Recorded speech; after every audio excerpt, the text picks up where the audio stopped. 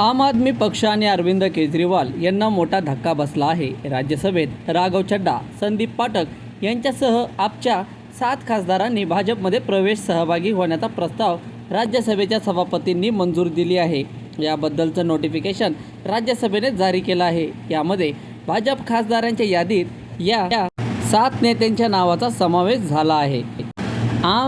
राज्यसभेतील आम आदमी पक्षाचे 7 खासदार भाजपमध्ये सहभागी झाल्याने राज्यसभेतील भाजप खासदारांची संख्या 113 वर पोहोचली आहे। यामध्ये राष्ट्रपतींनी नियुक्त केलेल्या 5 खासदारांचा देखील समावेश आहे। राघव चड्डा, अशोक मित्तल, हरभजन सिंग, संदीप पाठक, विक्रमजीत सिंग साहनी, स्वाती मालीवाल आणि राजेंद्र गुप्ता या आपच्या खासदारांनी कमळ हाती घेतला आहे। त्यामुळे राज्यसभेतील आपच्या खासदारांची संख्या 3 वर आली आहे। आपनं पंजाबमधून 7 जणांना तर दिल्लीमधून 3 जणांना राज्यसभेवर संधी दिली होती। पंजाबमधून राज्यसभेवर गेलेल्या 7 पैकी 6 जणांनी आपची साथ सोडली आहे। संत बलबीर सिंग यांनी मात्र अद्याप पक्ष सोडलेला नाही। सोबतच नारायणदास गुप्ता आणि संजय सिंह देखील कठीण काळात पक्षासोबत कायम आहेत। सध्याच्या घडीला राज्यसभेत आपचे केवळ 3 खासदार आहेत।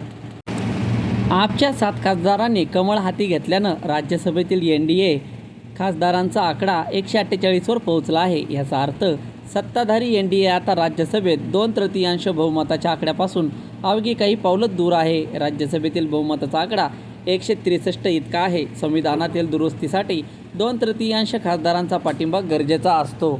त्या दृष्टीने आपचे 7 खासदार फुटून भाजपच्या गोट्यात दाखल होणं सत्ताधाऱ्यांसाठी महत्त्वाचं बनलं आहे। NDAला राज्यसभेत आतापर्यंत कधीही 2/3 बहुमत मिळवता आलेलं नाही। त्यामुळे NDAचा इतिहास रचण्याच्या उंबरठ्यावरती आहे।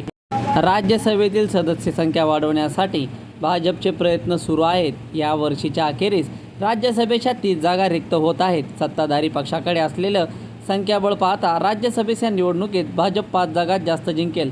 त्यामुळे सत्ताधारी NDAचा आकडा 2/3 बहुमताच्या अधिक जवळ जाईल।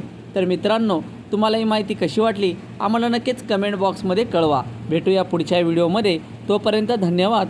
आपल्या व्हिडिओला लाईक, शेअर आणि सबस्क्राईब करायला विसरू नका। धन्यवाद।